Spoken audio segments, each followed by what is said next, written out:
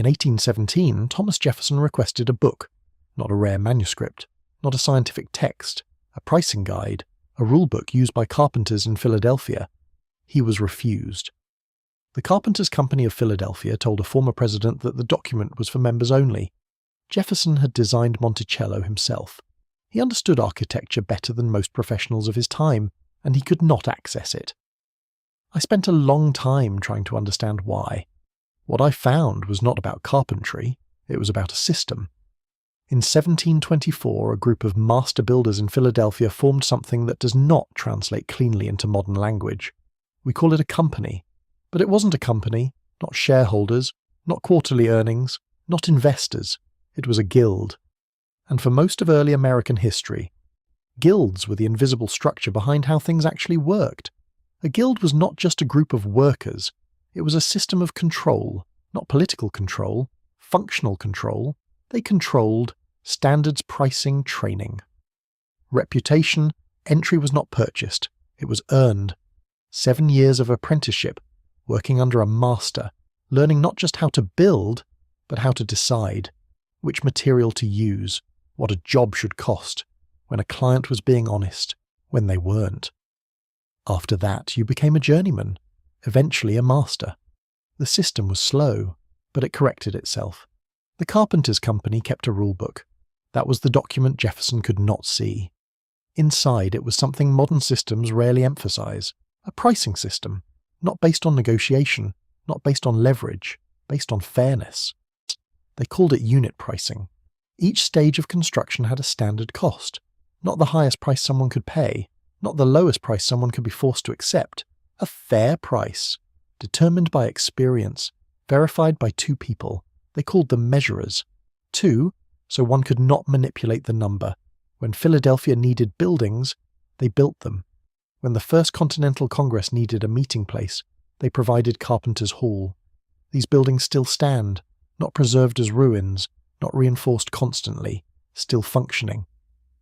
I came to this through a chair, an oak chair, built sometime in the 1840s. It belonged to my grandmother.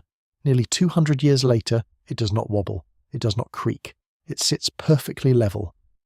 I tried to find the craftsman who made it. I didn't find a name, or I found a system. That craftsman did not work for hourly wages. He did not take out a loan for materials. He operated inside something else, a network.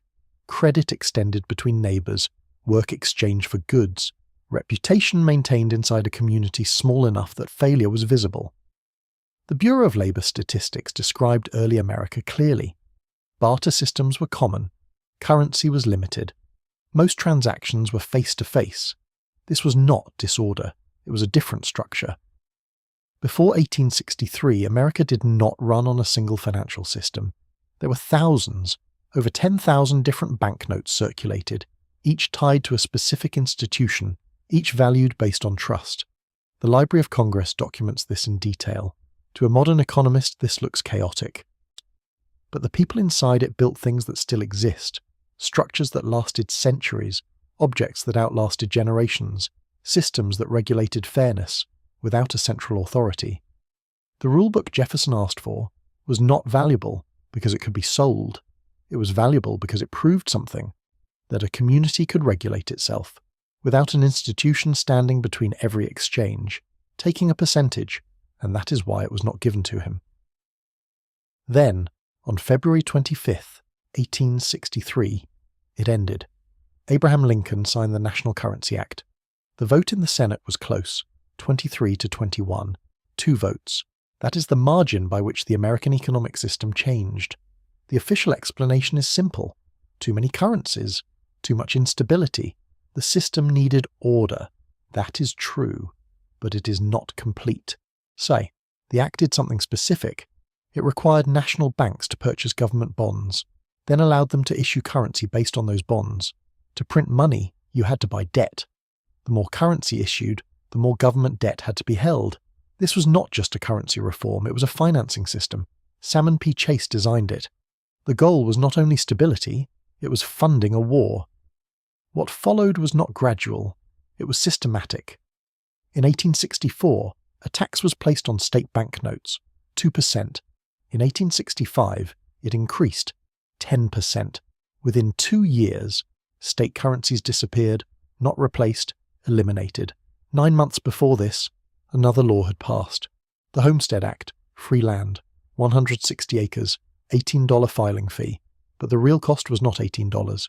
It was closer to $1,000 to $2,500. Tools, seeds, livestock, materials. Most people could not afford to use the land they were given. Only about 40% succeeded. So 2 systems appeared together. One gave land, the other created lenders, not coincidence, pattern.